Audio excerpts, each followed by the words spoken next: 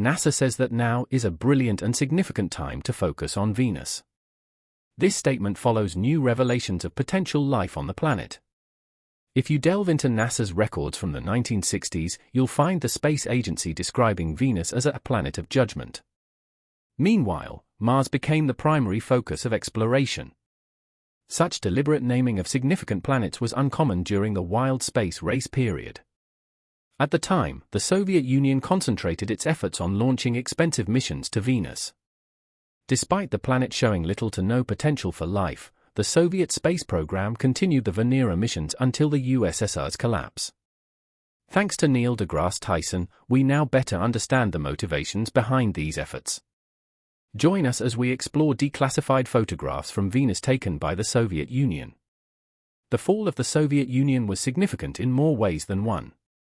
Not only did it alter the global political landscape, but it also buried many mysteries. The Soviets were known for their secrecy, from running clandestine intelligence operations to being discreet about their extraterrestrial capabilities. Before the United States surpassed planetary endeavors in space, the Soviet Union led the field. The USSR had a history of both successful and failed space missions, but its primary focus was Venus, a very hostile planet. In Russian, Venus is known as Venera, which also became the name of the ambitious mission series that ran from 1961 to 1983. While the United States focused on moon missions, the Soviets channeled their resources toward Venus. Their fixation on the second planet from the Sun may seem unusual, but their reasons remain speculative. Were they aiming to use Venus's surface for power stations, or perhaps considering colonization after searching for life? It's hard to determine, as the Cold War shrouded their intentions in secrecy. Most of what we know about the Venusian missions comes from declassified and unarchived data. Yet, even with this information, it's challenging to discern the Soviets' true objectives or whether they uncovered Venus's secrets. The Soviets didn't just visit Venus once or twice, they launched 28 expensive rockets to the planet. Of these, 13 entered Venus's atmosphere, and 8 successfully landed. These complex missions positioned the Soviets as leaders in space exploration. While the United States was a close second, NASA was more focused on satellites and innovative technology rather than actively seeking life on other planets. Their primary interest was Mars, which wasn't an unusual or poor choice. Your history textbooks might not highlight it, but the Soviet space program achieved several milestones. It was the first to send a probe into the atmosphere of another planet and also the first to achieve a soft landing, returning images and sounds from that planet's surface. In a way, the Soviets had their own one small step for man, one giant leap for mankind moment, long before the United States. However, these accomplishments remain relatively unknown due to the Soviet penchant for secrecy. Following the collapse of the USSR in 1992, the Soviet space program was decommissioned and later revived under the new Russian identity of Roscosmos. Many original records were lost or destroyed, making it difficult to fully understand why the Soviets sent 28 rockets to Venus. Despite the lack of complete records, reasonable hypotheses can be made. Perhaps the Soviet decision to explore Venus was driven by cost-effectiveness rather than ambition alone. This isn't to say they ignored Venus's potential. They were investigating water levels, sunlight radiation, and the planet's general characteristics. Without these missions, assessing Venus's extreme conditions, such as its high temperatures and thick atmosphere, would have been much harder. Today, most astronomers agree that Venus is unlikely to support life. Its temperatures are high enough to melt lead, water is scarce, and its atmospheric pressure is about 90 times that of Earth. Nevertheless, ongoing advancements in space exploration remind us not to overlook the USSR's contributions to Venus's exploration. For the Soviets, Venus was worth investigating, even if it was just to fuel the space race. While Mars offered more hospitable conditions, Venus captured their imagination and resources during a pivotal era of space history. It was more expensive than sending probes to Venus. Everything basically boils down to the distance from Earth to another celestial body. On average, the hostile planet is only 40 million kilometers away from our home, while Mars is, on average, 250 million kilometers away. Such vast differences in distance result in huge differences in cost. Besides, if the US wasn't the world's largest economy, it might never have explored Mars as easily. Different reports suggest that Soviet missions were dangerous and had significant technical gaps. Obviously, the spacecraft weren't equipped to cover vast distances. Furthermore, the agency had a poor history of losing contact with its rockets, so it makes sense why the Soviet space program chose a more affordable and closer mission that would yield results. However, if we don't consider the space race in this context, the story of the Venera missions would be incomplete. The US wasn't even on the space map when the Soviet program launched the first artificial satellite, Sputnik 1, in 1957. This move kicked off the space race and maintained its momentum. What's especially interesting is why the US focused on the Moon instead of Venus. NASA had a series of failures with its Venus missions during the 1960s, and as a result, the US Space Agency hit a roadblock known as the Venus curse. Every time they launched a probe into the Venusian air, it failed. This was exactly when the Soviet Union saw an opportunity to capitalize on NASA's failures. At that point, both the US and the Soviets were determined to win the space race. The best strategy was to take advantage of two distinct opportunities. It was a quiet but decisive technique. The Soviet space program seized Earth's sister planet as the main victory in the space race, achieving something its major rival had failed to do. Despite the empire's limited resources and faltering government, the Soviet Union repeatedly sent missions to Venus to secure its winning position against the US. Unlike NASA's focus on the Moon, this strategic decision wasn't without hostility. Furthermore, interesting propaganda was used to cloud their significant failures with Venus. The American government was prompted to scrutinize the USSR's obsession with the planet. In the media, Venus was labeled the evil planet, while Mars became humankind's destiny. These names didn't matter to the Soviets. Their mission was to prove their superiority over the Americans, and they succeeded in doing so. The Venera missions are almost forgotten in modern history, yet despite their early difficulties, these missions were extraordinarily refined, advanced, and ambitious at the beginning of the space age. The Venera missions led the way. Back in the 1950s, the Soviets began testing the design and technical details of the probes.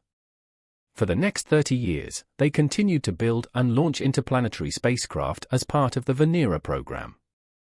Since the program was running alongside a fierce Cold War, the Soviets focused on improving their resources.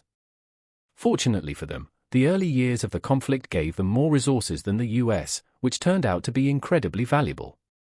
It allowed them to build larger rockets designed to break through high altitudes and cover vast distances. The Soviets rushed to experiment with both manned and unmanned rockets, while the Soviet academic community was working on a series of calculations and assessments to create accurate guidance for the Venus missions. In the background, their Mars programs were also running, as nothing was more important than developing advanced instrumentation for these missions. This led to significant breakthroughs in the history of space exploration. In 1966, the Soviet Union launched Venera 3, making it the first artificial probe to enter the atmosphere of Venus and successfully land on the planet's surface. This achievement intensified the competition between the two superpowers.